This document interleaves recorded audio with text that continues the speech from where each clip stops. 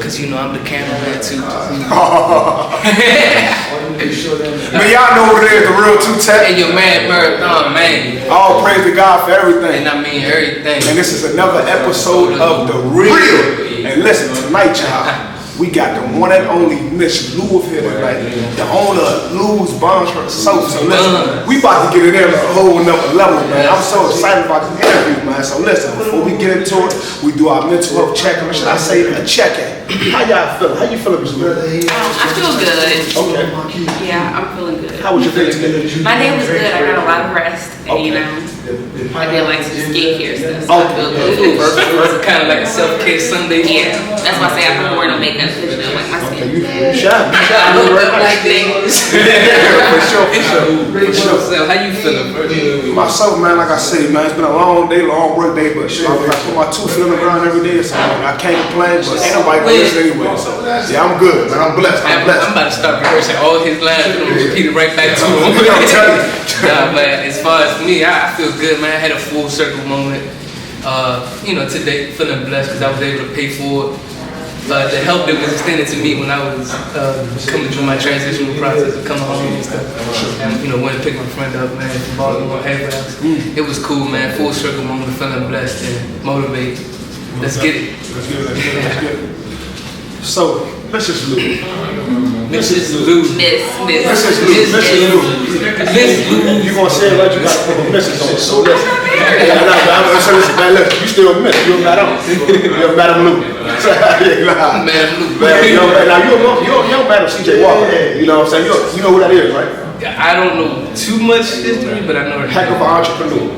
And she got that spirit down on pat. We talked about her before. Yeah, for sure. I remember. Her daughter, There you go. Messed up my whole inheritance. Yeah, there you go. Yeah, there you go, man. Daughter, you wild for that. Well, wasn't her daughter's fault? I would say so because the thing is, at the end of the day, you pass out all this stuff, and I'm pretty sure Madam C.J. Walker gave her so much information and stuff to do with her money. So what would you say? I don't think it was her fault because I feel like just because somebody knows how to do something doesn't mean they know how to teach how to do it. So it's like she knew how to make money or she learned how to make money, but it doesn't mean she passed down those same traits to her daughter or that information because she may not have known how to teach it to her. Because and then if you're spoiling your child, giving your child everything they want, are you creating another entrepreneur or are you creating a monster? Enabler. And then maybe depending on the circumstances they coming up in, like if you got everything, you won't value certain things as much, or certain skills or knowledge as much. So that's kind of a good point. It's you know, it's kind of like go hand in hand. I say because it's a yes and it's a no. Because listen, if I'm pretty sure she gave her so much information, but sometimes you're not listening, you're not really applying it to your life because just like 90%, you getting everything, but not knowing that your mom and your dad gonna pass away one day. You know what I'm saying? So it's up to you as a parent as well to constantly drilling inside their head because you know sometimes a child we forget a lot of things. You know, we forget so much stuff. So you know, so I can say yeah, I can say no, but at the same time, at the end of the day, you know what I'm saying? At the end of the day, it's just like okay, the money was demolished, you know, but she doing it like praying for it. So many things, and I can see them doing that for sure. Yeah, let's get into it. So, LousBuns. Yes. Let's talk about what inspired LousBuns and how did it start? What year did it start? Let's get into it. Drop everything about it. So I made my first cinnamon buns in 2017. Okay. 2017.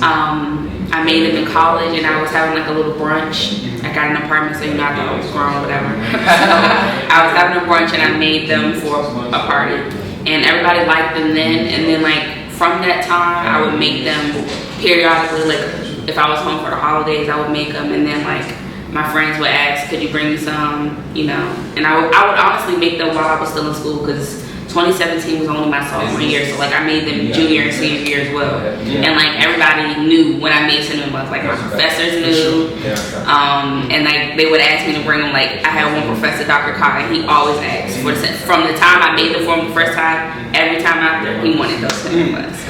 But so fast forward, I graduated in 2019. In May of 2019, in July, I left to move to China. Then I came back in December of 2019. And I started teaching that January. Okay. So She got this timeline down pat. Yeah, you rolling. Go. so I think that was the whole year. The rest of 2020 passed. And then in December of 2020, I started, I wanted to get a part-time job. I wanted to get a part-time job just so I can like get Christmas gifts and like nice gifts for everybody. And my dad was like, well, how would you get a part-time job? You just make the same. Because everybody likes to make them. Yeah, that's what So, okay. So anyway, yeah, so my dad was like, make the cinnamon buns.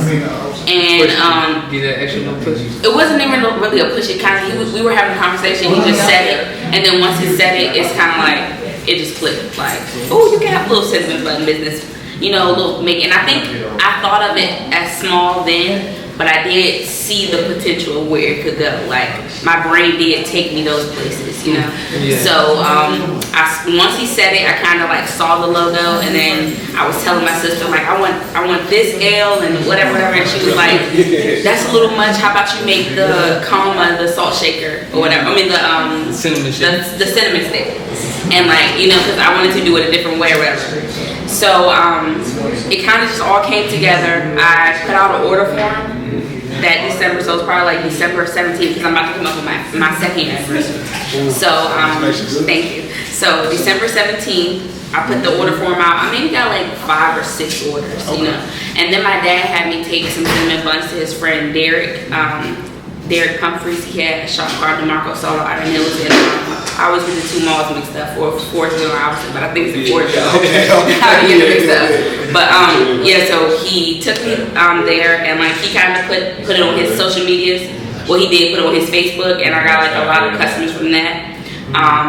And then I started to like I made the Instagram, and I started to like just look at different influencers or whatever, what were they charging to like post their stuff and, you know, get followers or whatever. Okay. So I did O-Dog. I was asking that question. Go ahead. Get into that. Get into it. So he was having like promotions or whatever, and I just messaged him, and then I DM'd a lot of people. Like I DM people, my sister DM people, and then some people just don't respond. Like they haven't responded to this day. But I appreciate O-Dog because he was the one who responded and was like, well, yeah, I'll do it. You know what I'm saying? So he made a video. Yeah, he made a video, and then I had him do it a few times. So like that kind of really like took it off to like it's customers now. Well, it's customers now that I don't know, because at first it was only people like I knew, or they knew someone that I knew, but it's like now these are completely different people. So like I never met these people before, but they were so and then they were ordering them, so I'm like, oh my god, like this is really special, whatever. So I got a website made, and I kind of like honestly put something on Twitter and was just like, does anybody know anybody who can make a website? I think one of those bots got me because I ended up paying like so much money like over a period of time. It probably was like $3,000-$4,000 when I could have just had like found someone who could do it here.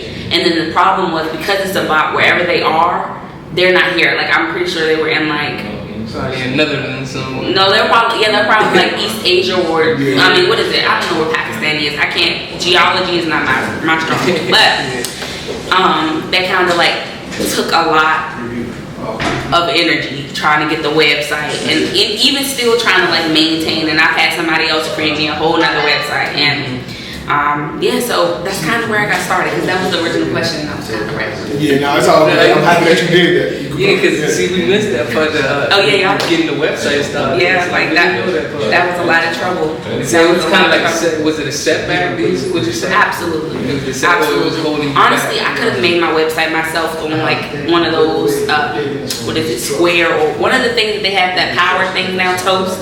I could have did it myself, but I just didn't have the knowledge, and I really didn't know how much technology had like furthered since, because I'm really not a technology girl, you know, like that's not my strong suit, so I'm trying to learn.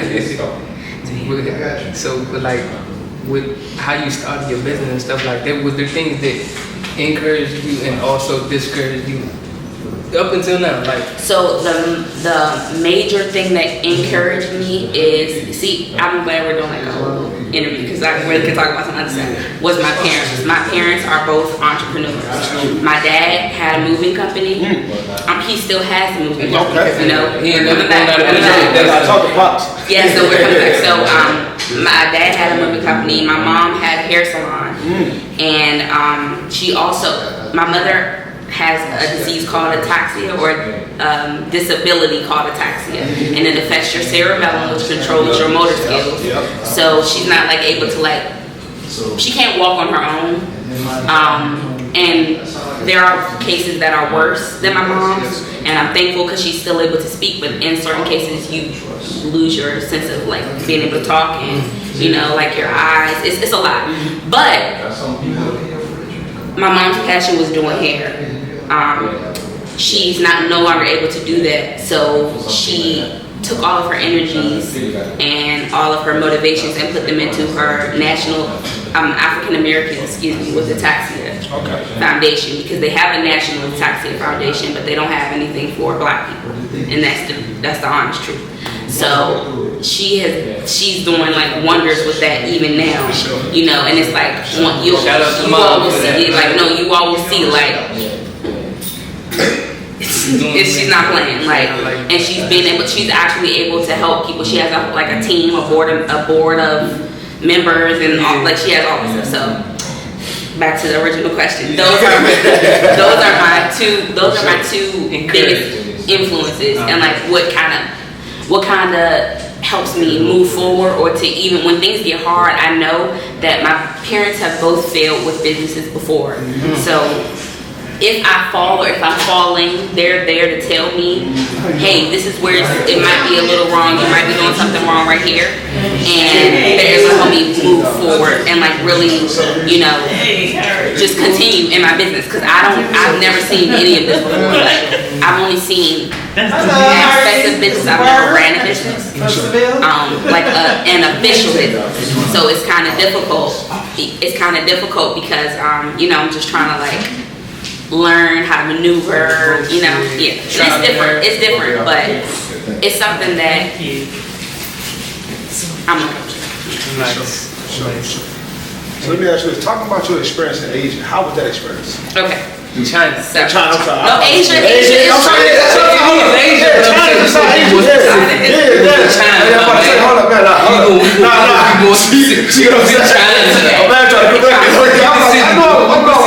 It was China. I was Asia, the continent. China. Okay. So I was in Chongqing, China. Oh, cool. Chongqing. Now we learned talk about that. That is, I think it's like the third or fourth largest city in China, because you always hear about Beijing and Shanghai. Absolutely. But you really never hear about like Guangdong or like the smaller ones. Or I guess you do hear about Guangdong, but other places, you know what I'm saying? But Chongqing is a Sichuan region, and if you notice, even if you eat from different Chinese places around here, some of them are Sichuan, and some of them are whatever else they have. Sichuan? So Sichuan, it's the spice. Okay. So Sichuan peppers are like spicy numbing peppers. They come in green and red. Like you can eat them either way, but they numb your mouth, like they're like really spicy. And then the Chinese in that region, because they eat different foods everywhere. And China is huge, and you know we just don't. It's mountains where it's freezing cold and it only snows, and they eat beef stews, and then there's places where they eat like bao buns, you know what I'm saying, whatever. So the food was extremely spicy, and I brought up the food first because that was my favorite part of the entire experience. Of living in China. I've experienced and eating different types of food that I never imagined I would eat, and I'm happy I did it, and I'm so excited to go back. I definitely would love to live in China for 10 years, but I definitely want to do it with a family, because one of the reasons I came back so soon was because I was by myself and I just didn't feel protected, and there was a lot of stuff going on. It's just like, who's here? Like, you know, I was scared. It was overwhelming. It was overwhelming, and I was in my own skin and in my own mind, like, oh my God, I don't know. Like, I had a lot of anxiety. That was a very dark time for me. So, I remember at the last conferences we had, Alright, so living in China, did you feel any different being African American? Like, So getting treated differently? How was that experience? Okay, so I'm from the dark. I'm a darker hue, so they automatically assume I'm African. That's the first thing. And if you're African, it's like they're like Afrique, and they want to touch your hair. And I had braids, and the whole time in China, I wore my bush. Like I don't know why. I just kind of it kind of it's a different atmosphere. So it's like want to be more natural. Yeah, it's like I'm really gorgeous. Like like I'm not just pretty in America. I'm not just pretty to be black. Like I'm pretty everywhere. You know what I'm saying? So I don't know. It was different. You got that confidence. Yeah, like it was different. So. It was, so when they think that you're African, I don't really think you get much respect. And that's kind of one of the reasons I came home early. I don't talk about because it's like COVID kind of like answered the question for everybody. Why you home so soon? That's a question. But the reasons that I came home, one was because they would have like group chats, because in China, everything is on WeChat, so on one app. Okay. So you text from this app, like you'll have an iPhone or you can have an Android, but you have this app downloaded. You text through this app, you call through this app, you pay all your bills through this app. So let me tell you. So I have a funny story, but anyways, because I want to answer the original question. Oh my god. Okay, so here's the story. So I'm in China. I know Chinese intermediately, so if someone is talking to me, I can tell them "Timado" or like slow down, "Imagine," so we can slow the conversation down, so I can hear what you're trying to say. But when the Chinese app is calling me and they're like, or like they send like a text with like, I didn't know what it was. So y'all, my phone bill was due. Mind you, I'm in China by myself. Also, your phone bill is connected to your Wi-Fi in your apartment. So if the phone is off, the Wi-Fi is off. You can't ride the train anywhere. But it really is. It's really nice. I really like it. I'm just gonna say. But so I can't text in my apartment because my Wi-Fi is off. And I'm like, what's going on? Like, why can't I use my Metro card or whatever? Like, you can't do anything. You can't access your money because you didn't pay that bill. So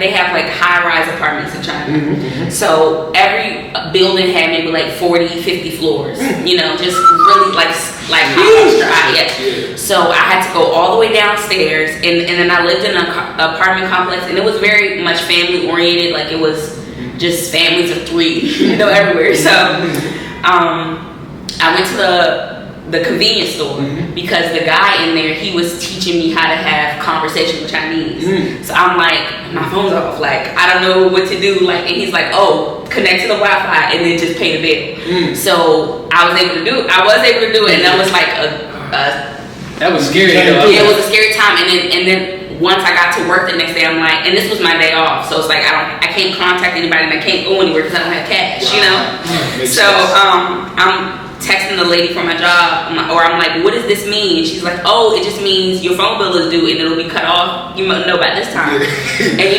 Chinese is different because you have the characters, then you have pinyin, like what you speak. Okay. So it's like, it's a lot, For sure. It's a lot. It doesn't sound, it doesn't look like what you're saying. Characters? So characters are just like the like right.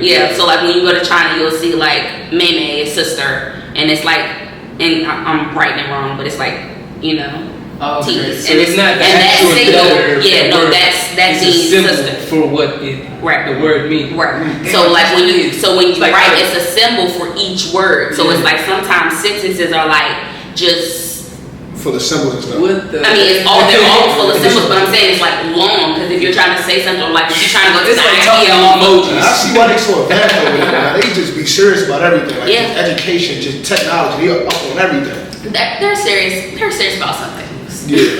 They're serious about some things. Okay, I feel like that's another, it's like a misconception we have because we've never been there, and we don't know how they are or what they value, and we do have certain values and certain things that are similar, and then we have certain things that are just completely different, so like they do not, I'm not even going to say all of China because I'm only going to speak from specifically where I was.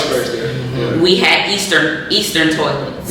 So the toilets are in the ground. So you have to and it's actually very good for your health and your digestive system, because once I got home, I made sure I bought me a stool that elevates my legs, because when you're having a bowel movement, gravity pulls you down. So it's it's pulling everything out of you, which is excellent. So kind of like this is interrupting, sitting this way is interrupting the flow of and it's the same thing. It's the same thing with like babies. When you have a baby, you shouldn't lay on your back. That doesn't make sense. You know what I'm saying? So that's another story. Anyway, so right, almost. You got a lot of great information. So they were not clean. Like bathroom cleanliness was not something that was taught. Like I don't know. Like I've had experiences where I was in the Chinese club, or I was in the Chinese bar, or I was at the school, and they have IEs, and that just means auntie, but they're the cleaning ladies who kind of supposed to clean up, and it's like, what are you cleaning? Halfway job, you ain't cleaning up. It's not even halfway. It's like, you ain't wipe shit. Ma'am, you just cleaned up throat with that. Why are you wiping it over there like that? It's just things like that don't make sense. So they do have their positive and negatives, and they also have the negatives. I will say, I know you're Muslim. I only ate at halal Chinese places. Like there would be restaurants.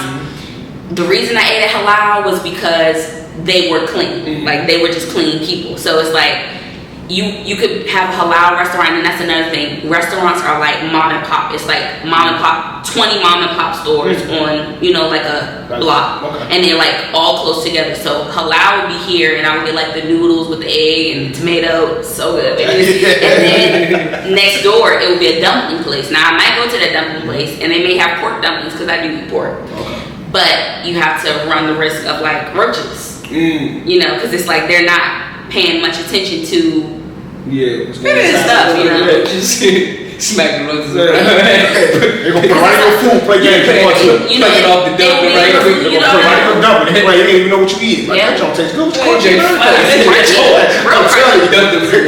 I looked and I didn't know the difference, because I was like, oh my god, I didn't know it was like Chinese Muslims, for sure. And then that was Indonesia and all of them. Right. So here's the thing. So now I can go back to what I was originally saying, because the reason that I left was because of the treatment of Africans and Muslims.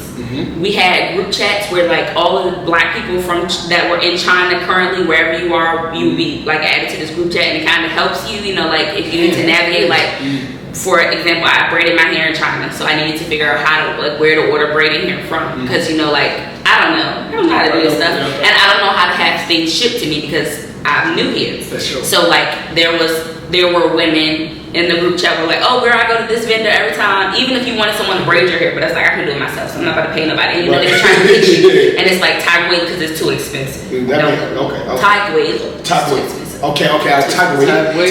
So you would say Thai wig, and then you would say PNEDR Shing. That's like, can you negotiate? I like that. You heard what you just said. You know what I'm saying? Do it again, because you need to negotiate the price. So you just say PNEDR Shing, and they'll say, the way or the way. Okay. Let's talk numbers. Yeah, and they'll ask you, So so I don't remember what I was saying now, but you were just talking about why you came back. Oh yes, okay. So yeah, they were just in the group chat. They were saying, I remember one night I woke up, and mind you, it's a 12-hour time difference, and then they don't do daylight savings over there, which because it's really pointless. But so like 13 hours. Like right now it's 13 hours. I don't know how it gets back to 12, but whatever. They were like, people were messaging in the group chat, and a little boy, like he was like 2 or 3 years old, he had went missing, and he was black, and his mom, they were from like Liberia, I believe. What's that? Yeah, so she was like looking for him, whatever, and they put like, I don't know if it's accounted to the group, anything about the group chat, but I felt like there was so many people in that group chat, like they were saying, like getting the news, like, you know what I'm saying, back to America or like whatever, that something is going on and no one is saying anything. So they found the boy's body, but his organs were gone. Golly. So that was a real thing, huh? It's real. Yeah. So like organs. Yeah. So I was like scared. Oh, hell no. I was scared. Like I was. I remember that. I think I found out probably like Tuesday. I did not leave my apartment that whole week. Like I called out of work. Like I'm not coming in here. I did not want to ride the train. Like I was just scared. But then I have to realize I kind of scared myself, and because of that, a lot of the time that I was in China, I wasn't present. And that's my biggest regret, that I wasn't present because I was scared. For sure. And I let fear get, I did not have fear going all the way there. Like I was not scared to go there, to get there. People were asking, are you nervous? No. And then once I'm here and I'm like 2-3 months in now, all of a sudden like, you scared now. You scared. And it's like, come on now. This whole time, man. This whole time. And it's like, I was praying, but it's like, I don't know. I felt like God really wasn't hearing me, or because the fear would not leave me. For sure. And so I made up my mind. Like I ended up having one of my coworkers, because the other black girl that was at my job, she ended up leaving. And see, it wasn't just that one story. It was like the racism I was experiencing in my workplace. And because I was always at work, it was really hard to not let that be my paradigm. Like what I'm going, or what my situation is. That was what my situation was. So I had it was a white guy. His name was Dash, and I like Dash because he was American. So it wasn't many Americans there, So if anything, we're American. You know what I'm saying? He would walk me to work, or he would walk to the train station with me. Like I didn't want to go anywhere unless he was with me. Like, and he was really there, and I was very shocked because it's like you don't expect that. And shout out to Dash. You're a real one for that. For sure. So, and I really regret that I didn't really enjoy China how I wanted to. But I'm not going to focus too much on the regret, because it's like I have my whole life, and I really want to spend 15-20 years there, because I want to learn fluently. I want to learn Chinese fluently. I want to learn their culinary, because I want to go to culinary school there. So I really want, that's something that's really pulling me to do. You mentioned the dream of having a soul food restaurant in China. Talk about Kind of, not really, but yes, you were on the right path. I want to have a Chinese restaurant, an authentic Sichuan cuisine, Chinese restaurant here. Okay. But I would love to mix it with my mom's roots from Mississippi and my dad's roots from DC or wherever else. They have two completely different styles of cooking, but they're both excellent. I think I'm an excellent cook. Okay. I say so myself. My sister and I can cook anything. And like I told you, if I see something one time, and I got it. Yeah, that's with anything. Yeah, even with this wig, I watched it on YouTube one time how to lay it down, and I did it. But let's just make it happen. Yeah, I'm gonna try, and if I don't succeed the first time, it might take me a little while, but I'll come back to it and figure it out. No. I know you. Yeah. I know you. My brother, because I told you guys that he ate y'all cinnamon buns, so I'm down bad for that. Yes, Eric, down bad bad for it. But he told me, he said something about 10,000 hours of doing something, and I realized, I kind of had a realization that I have probably put in way more than 10,000 hours of baking cinnamon buns by now. And he was saying this is why he brought it up, because he was like, "Wow, I tasted cinnamon buns yesterday, and it's y'all perfected it. It's hard or bread on the outside but still doughy in the inside." And I'm like, "Oh wow, I haven't been making it for 2 years now." Or honestly, what, 2017, 22, 5 years. Yeah, did I have that right? Yes, I did. Because I was a math teacher. Yeah, okay, I bet. I was going to correct you. Yeah. I'm out of the math a little bit, but that's 5 years. I had to get on it. One time I was a math teacher. I was in 4th grade math and science. Shout out to my lady in 4th grade. I stopped learning math in the 3rd grade. I was all. And 4th grade is when it really gets hard. No, I'm no, seriously though, when I was in 3rd grade, like, I don't know, it was just a troubling time for me. I had the worst trouble learning division and multiplication. All the way till I was in prison, I didn't learn how to do it properly. That's because you didn't have it. It's okay. But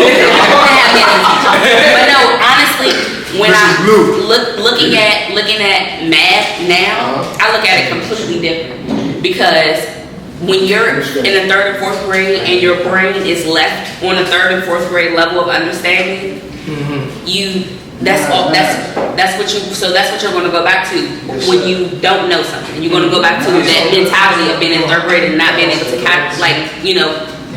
overcome that. I overcame it. I think maybe probably 10th grade, because I had Shira Benjamin, the best math teacher ever.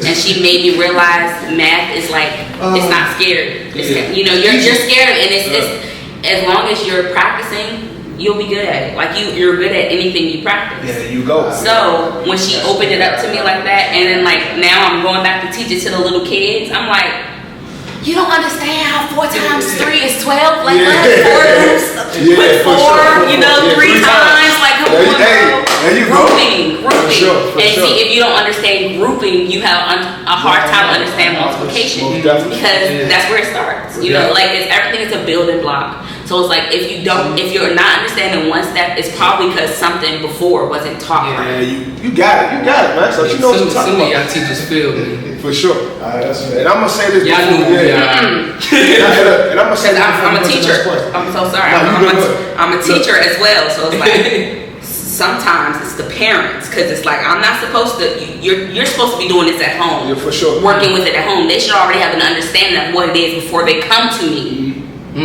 Or at least some type of knowledge of what it is. Because if you're not doing it at home, how do you expect me to do it with 23 other kids in the classroom that I gotta help understand just as much? That doesn't work. So the first teachers are the parents. That's it. That's true. Very true. I'm gonna say this about the math though. I'm gonna say this real quick. I'm gonna let you go, man. I just wanna say this one thing about the math. See, math is an easy subject, because English, reading, it can be more than one answer. When math is the final answer, once you solve the question and all this other stuff, it's just that answer right there. Yeah. So if it's 12, it's 12, not gonna be 13. You know what I'm saying? So that's all I want to say. And see, the thing I noticed with a lot of DC, I'm so sorry. The thing I noticed with a lot of DC students is I have students who, if I write 4 times 3, they'll write 13, and then they'll turn it in. Knowing the answer is not 13, knowing it's not another group, you know what I'm saying? But the thing is, you have to be able to, kids learn differently. So I had students where I had to visualize, I had to show them 4 balls in 3 groups. Then it's students who just get it. And then you don't want to leave those students behind because they're ahead, but you got to catch everyone. It's a lot. Yeah. It's a lot. So we're not going to go into teaching. She gets stressed out. I'm telling you. That's a hard job. You're totally right about teachers, parents being the first teachers. I wholeheartedly believe that, but also it could be circumstantial too. Because for me, with me, my parents was immigrants for one. My father had a 3rd grade education in El Salvador, and that's not the 3rd grade education in the United States. And my mother had a 6th grade education in El Salvador, and that's about as far as they went. So it's certain things they couldn't teach me the thing though. Yeah, I understand. So it can be circumstantial. I'm not saying you're wrong. And that's See you going there. Because that's my thing. That's my thing. I understand. I had my student Olga. Love you, Olga. Hope you watching this, because they be looking at me over. Shout out to Olga. She is from El Salvador. Okay, shout out to Olga. Most of my students was from El Salvador, so don't do it. I know how babies go. You know what I'm saying? I know parents have jobs. But see, the thing is, this is where my issue lies. It shouldn't be that way. Right. It should be a mom is able to be home and with her child and help her child do the homework. True. So it's my issue goes way beyond circumstances. My issue is with, or not even with my issue is with, what I want to fix is the way things are done systematically. Because in Black and brown communities, it's not done the same. My student Nolan, I'm giving out names. I can't keep doing that. Oh my God! My student Nolan, his parents were at home, or he had Yeah, the support. The support and like the guidance. He knew his math. Like he knew his math. Because he was practicing. They were on it. And it's like, things get hard. I know. But it's like every generation we have to make a conscious effort to do things differently. So I know my mom and my parents pushed education the way that it should have been done. They didn't have all the answers. And that's fine because I've come this far and I'm going to go further. But I definitely know when I have children, I'm going to do it differently. Or not even differently, I'm going to add on to what they have already put into because they did an excellent job. Absolutely. That's a good way to put it. I like that. So yes, I definitely understand. So we're gonna stick on LousBuns. I'm gonna change directions just a little bit. You toured historically black colleges and universities. Oh my God, that sounds so big, and it's like It is. See, that's the thing. You don't realize how big it is because when you in it, you know what I'm saying. Sometimes we don't even realize. We recording podcasts, people are, like we reaching people. Yeah. You know what I'm saying? So you're doing that with your buns. So talk about that. So it was very rewarding. I will say that. I got to meet so many people. You know, I also learned like certain things that I'm still a little shy in, and I told you guys like how I have a problem communicating. For sure. Yeah. J.R. Smith walked past the table.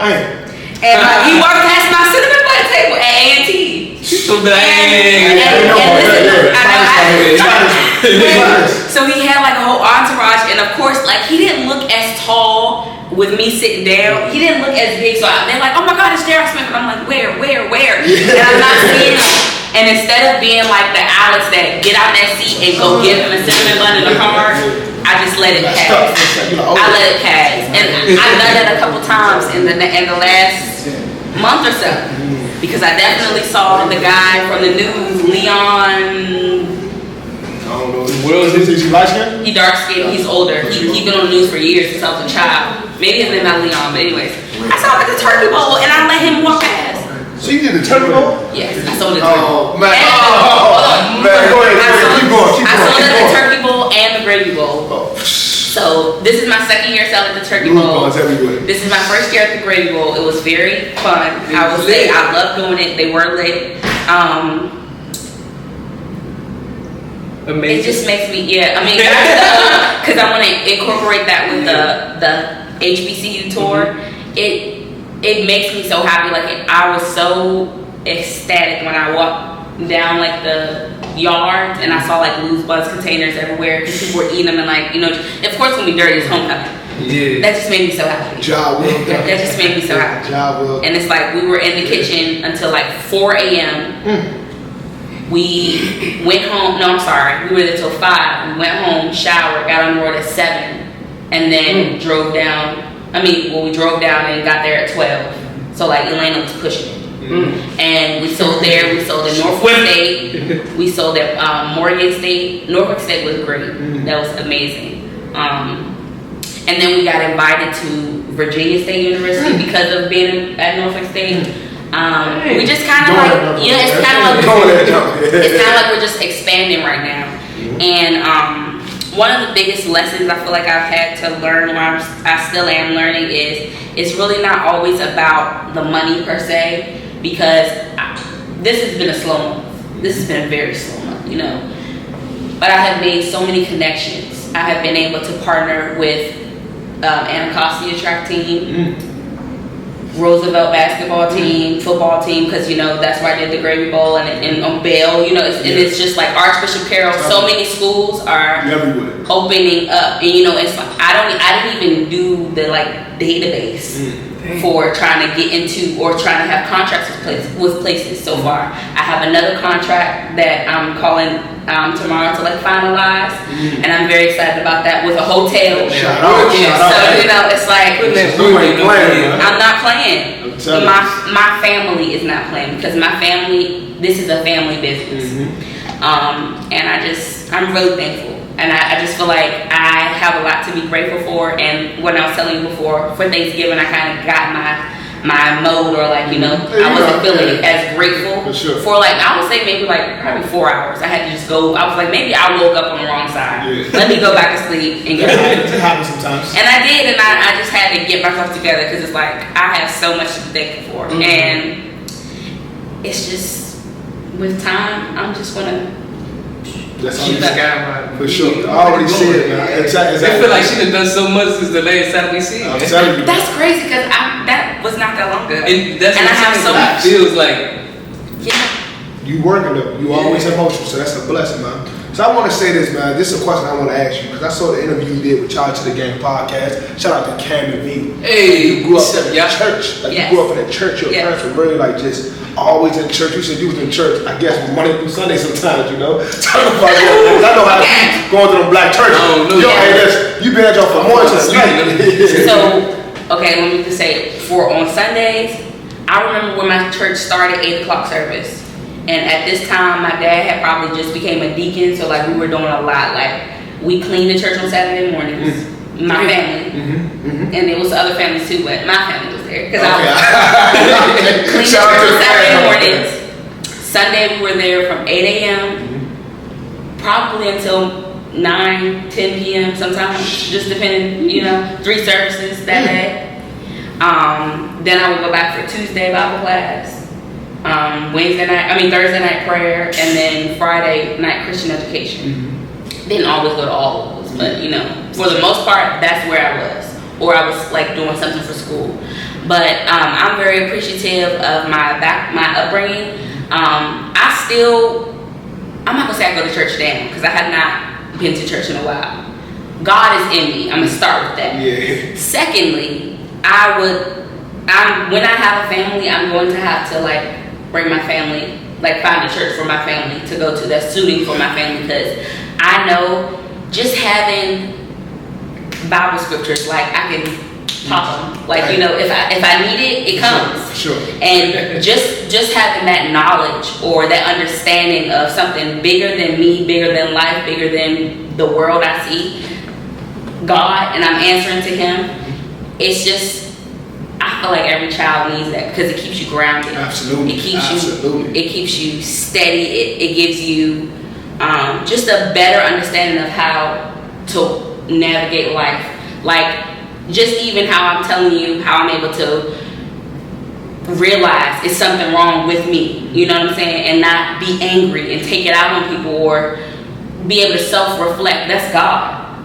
Because it's like He's checking me through me checking myself, I like that. Because I made in His image and in His likeness, so it's like, you know what I'm saying? I'm not gonna say it, but you made me like you, so it's like I gotta be able to self-regulate. You know what I'm saying? Absolutely. Oh, I got a little spontaneous thing right here for you, because you said, I'm gonna go back to when you said in China you just had this like this unfailing fear, like this fear, right? That it just wouldn't go away, right? So there are people in this world that are going through that same type of fear right now, right? And you say you could bang out the Bible scriptures, right? So if you can, off the top of the head, give them a Bible scripture. Oh, okay, hold on, wait a minute. Wake up now. God has not given us the spirit of fear, but of power, love, and of a sound mind. So it's like your mind is sound, at ease. You can't let anything that's stressing you out overcome you. And then I'm gonna bring it to the world. Don't stress over anything that's not gonna stress over you. Woo! Facts. So yeah. Facts. I like that. I told you, it came out quick. I was like, oh no, and I literally just said to myself, God, don't feel me now. You're not about to embarrass me. I'm not embarrass you. No, not you. I'm saying like that's how I'm talking to myself. Like, God, He gonna put you to the test. I was ready too. I'm kind of big on a lot of things. When I need to, I'm gonna tell. This is like little prayers, because I really feel like God, because He's made us like Him. Yes, there's a certain way we can address Him and we have to approach Him, but at the same time, there's a level of like self-respect too, because He's made us just like Him. So it's like I feel like I can talk to God like my friend. Mm-hmm. Most definitely. You know what I'm saying? And I feel like it makes it much easier. If I need a parking space, I'm definitely gonna say Luz here, Lord. Oh, you okay? And every single time I get a parking space, if I lose something, I say Jesus lost and found. Everybody does not believe in Jesus. I do. Every single time I find it. Every time. Every single time. It's never been a time that I said Jesus lost and found something and I did not find it. You have faith. I like her. There you go, man. I was about to say that her faith is just phenomenal. So, and that's the thing. For sure. You have to have faith. Most definitely. So let me ask you this, man. When you think about family, what words come to mind when you think about family? Family? Mm-hmm. Trust. Love. Mm-hmm. I don't know. The word just makes me like happy though. Feels just make you feel warm inside. Yeah, because I kind of it's like I just thought about my family members. Like That's family is second.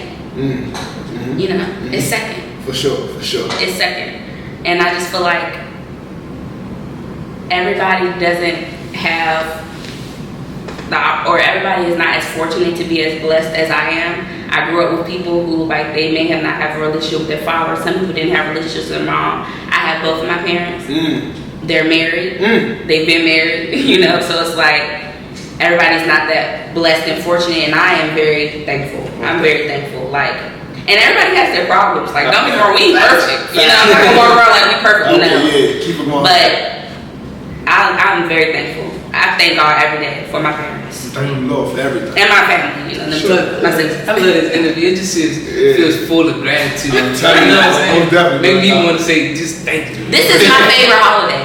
And you know something that bothered me? I saw on Instagram somebody said, don't even text me happy Thanksgiving. Just go ahead and enjoy your food. And I'm just like, well, dang. Because maybe that's kind of what put me in the bad. And it's like, are you serious? Like people just grumpy for no reason.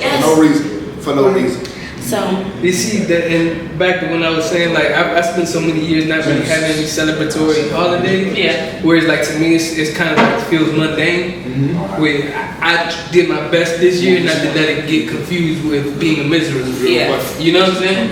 Because I'm not even now. I'm not heavy into the holiday spirit and stuff. But at the same time, I am happy. I'm grateful. You know what I'm saying? I'm full of love. And I think I'm not a big holiday person either, except for Christmas. Love Christmas.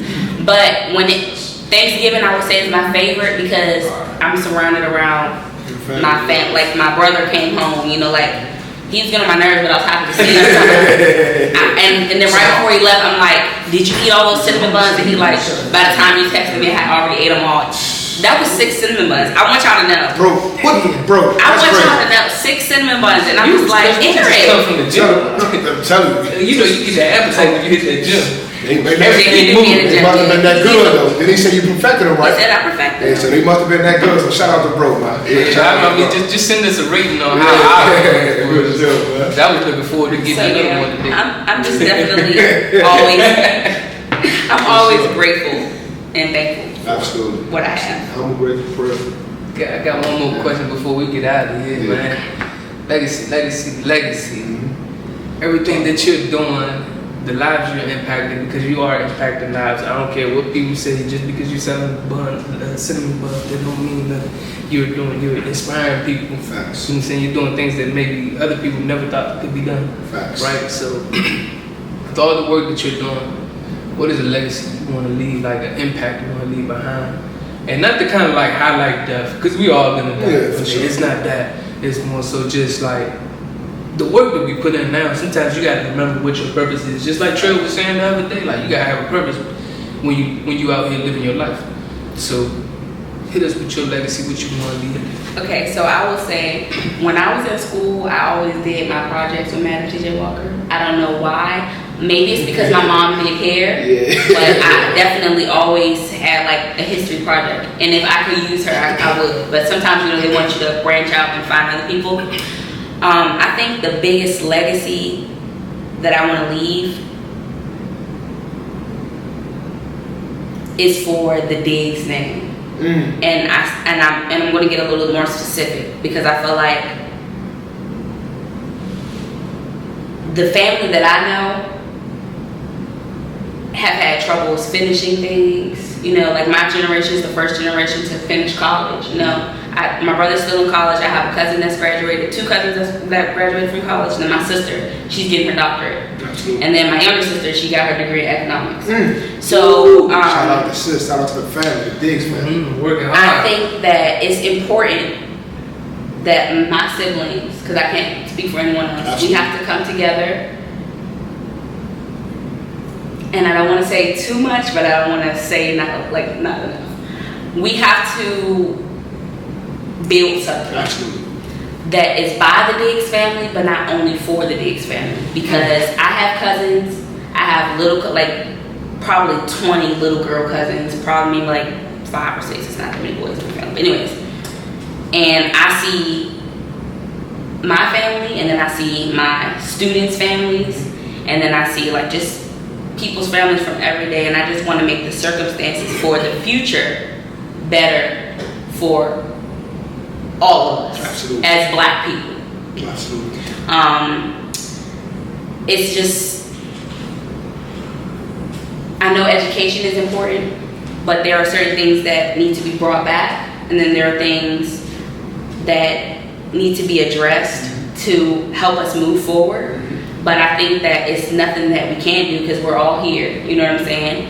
I feel like if everybody just works in their lane, my lane is not money. Absolutely. My lane is like business, you know, like, and honestly I have a lot of lanes, but right now my lane is business. And I know that when it comes to getting things done, making things look pretty, presentable, baking the actual product, having the product there, I can do that. But I know when it comes to the numbers and crunching numbers and working out contracts with people, my sister's, that's her lane, because her economics is what she does. Absolutely. Money is her lane. Absolutely. So I feel like if we all stay in our lane and connect our lanes to where they all work together. Like my brother, he is a trainer, so his thing is fitness. You know what I'm saying? We have to be more fit. We have to learn about health. You know what I'm saying? We have to learn about money. We have to learn about business. We have to learn about education. There's so many things we have to learn about, but there are so many lanes. And I feel like right now, I know so many different people doing different things that are helping the community in its own right. Absolutely. It's going to all merge together, and we're going to have a bright future. Absolutely. That's so I know my legacy is for my children, but it's not only for my children because I'm extended, like, Sure, you know, I feel like the way God had me be brought up, I transferred schools a lot, so I know a lot of people. I see, like, you know, I went to a lot of schools, my siblings went to a lot of schools, and you just don't know how you know someone.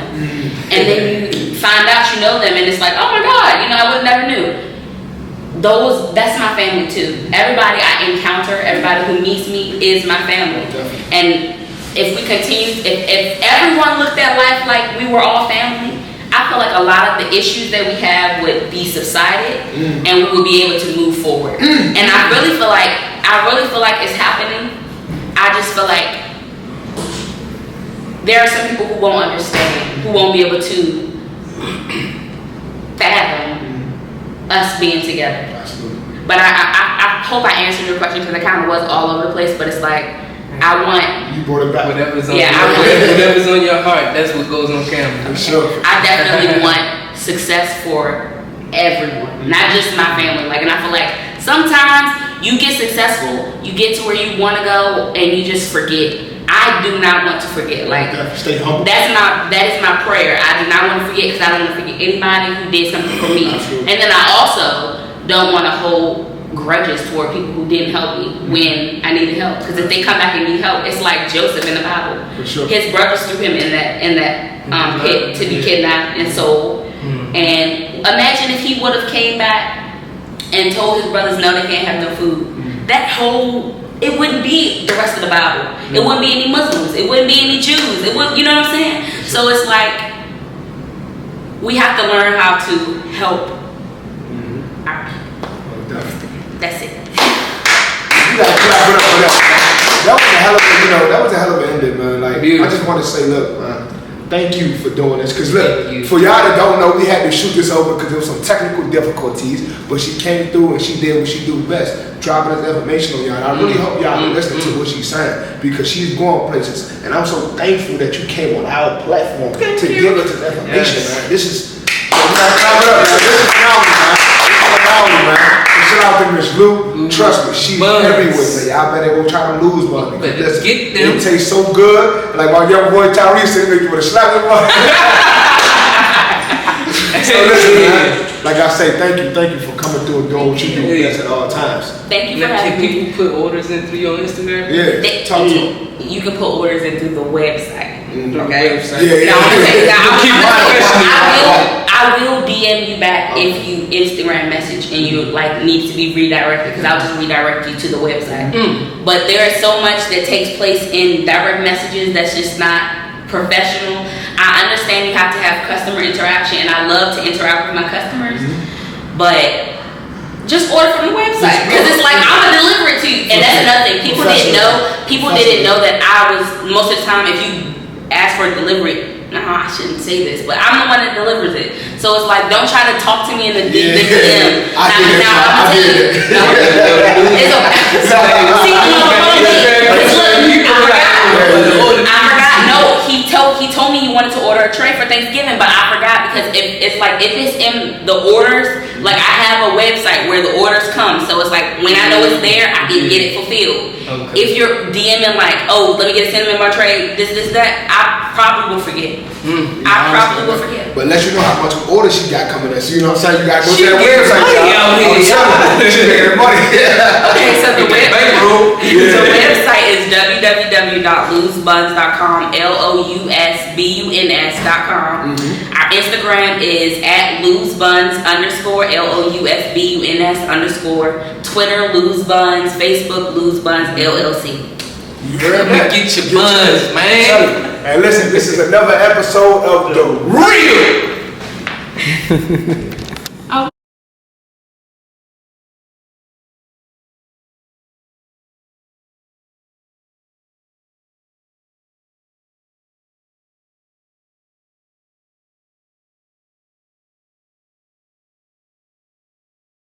If you're not on The Real, you're not real. There you go. Bang.